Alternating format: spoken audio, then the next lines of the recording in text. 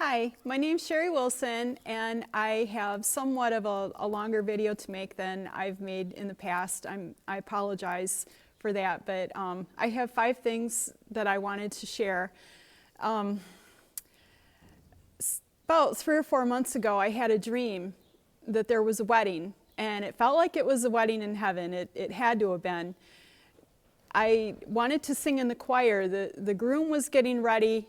Everybody was ready for the service, and the angels, the people, everybody that was going to be in the choir was in a choir loft. And I wanted to be in the choir loft, but there was somebody, almost like you hear of Peter guarding the pearly gates. There was somebody there at the entrance of the choir loft that was guarding that little gate that you have to get through. And I was thinking, because he was checking papers, and I was thinking, I don't have any papers to give him, except I had this yellowed newspaper clipping of me with the groom, and I was little. And I finally, it was my turn, and I pulled this out, and it got me through. And I got to thinking about that when I woke up. What was the significance of that paper that I gave him? And the only thing I can think is that years ago, when I was a little girl, there was a family in the neighborhood that took me to church just a little handful of times. I don't remember a whole lot about it, but I do remember a time when I went forward, and I'm pretty sure I got saved, even though I didn't understand everything about it. I believe that's when I got saved. The Lord seems to have always been with me my whole life, and He's protected me from some pretty dangerous things, and He's kept my heart on Him. So, years later, as an adult, I did accept the Lord again, but I really think heaven recognized that I received Him as a child. So there's a wedding, I believe. They're getting ready for it, and everybody's getting in place, and there's a whole lot of excitement about it. The second thing I wanted to share is a couple months after I had that dream, I had another dream. My stepmother died 2.5 years ago, and my dad has been very sad. She's came to me 3 times in dreams, and they were very encouraging. One of them, she was telling me about a check my dad was going to be getting, and sure enough, 4 days later, he got a check, and everybody was just blown away that he got the check. And and in those 3 dreams that I had of her, she was older, she was still sickly looking. And in this dream that I had, it was around the beginning of November, she was young and beautiful. She had transformed. And I walked up, and she was sitting on a sofa, and young and beautiful, and my dad was with her. And my sister was across from them. There was 2 sofas facing each other, and my sister was directly in front of my stepmom. And there was an empty spot next to them. And it looked like there was an empty spot for me to sit there. And I'm looking at them. It seemed like I was the only one in the room who knew that she had died. And I kept waiting for him to say something about, well, how's heaven? What's it like to be around God and the angels and everything? And it was just all small talk. And I was frustrated. And finally, I couldn't help myself. And I just spoke up and I said, "Aren't you dead?" And that was the end of my dream. So I went over to my dad's house and I said, "Dad, I saw Bee. She was young and beautiful, and you guys were talking to her."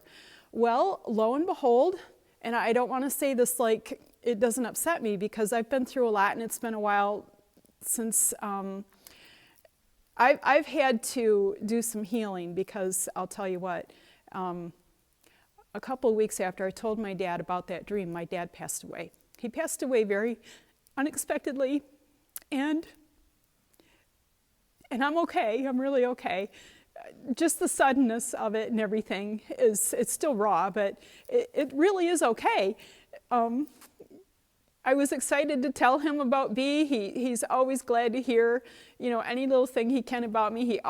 About her. He always loved talking about her and sharing with her. And his heart was just so broken. And he had a heart attack in his garage. He was by himself, and we found him the next day. And about 3 weeks after he died, he came to me.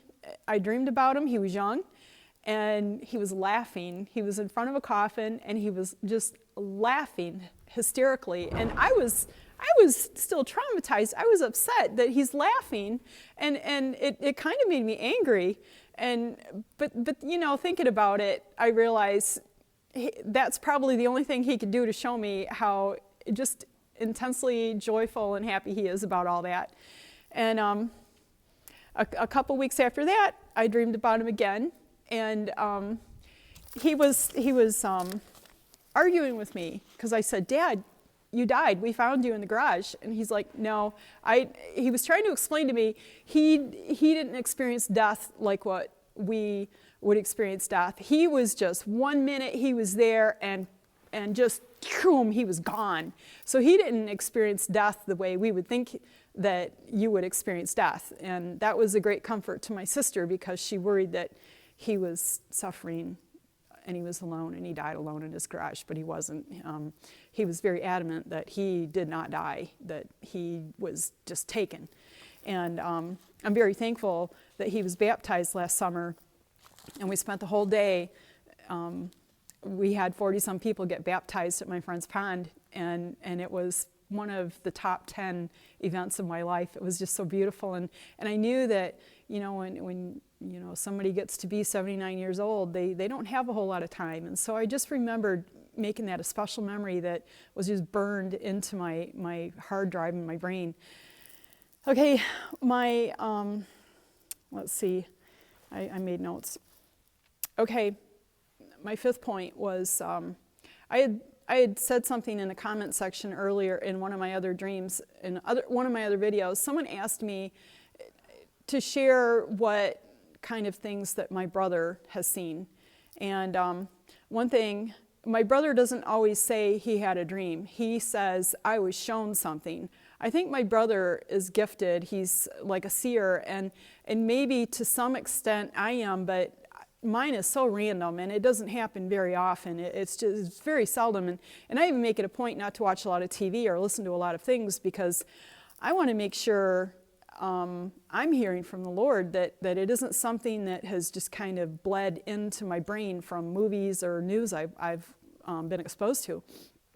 But I was talking to my brother last night, and one of the biggest things that stood out to me about all the things that he's seen, and he's seen a lot of the same things I have, is time frame. We're all wanting to know, when's this going to happen? Well, years ago, he was telling me he saw my niece and nephew being very close to being teenagers. And it was kind of disappointing to me because I'm like, I want to get this going. I want the Lord to return. But I'm really thankful for his timing that he didn't return, because my dad got saved and he's in heaven now. And that wouldn't have been the case if it had happened 10 years ago. But the time marker, my brother said my niece and nephew were very close to being teenagers. And I was talking to my brother about that again last night, and I was trying to nail him down exactly how old he thought they were. And he said, they had to have been early teens or almost teens. And they're 9 and 10 and a half.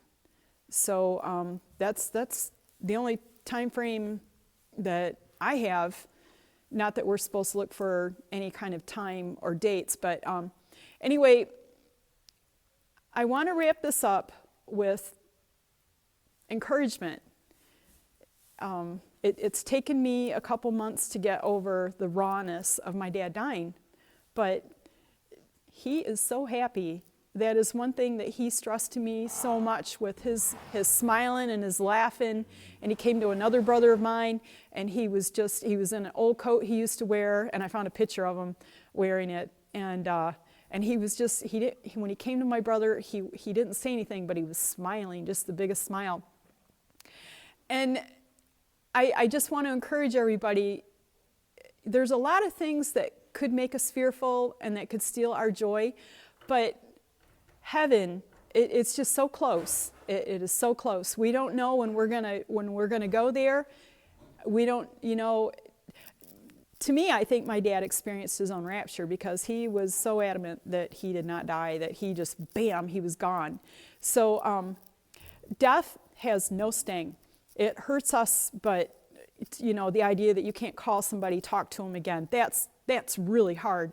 But He's with Jesus. He's with all his siblings that have died, his parents that have died, his wife that died. He's so happy. And that is going to get us through the grieving part of it.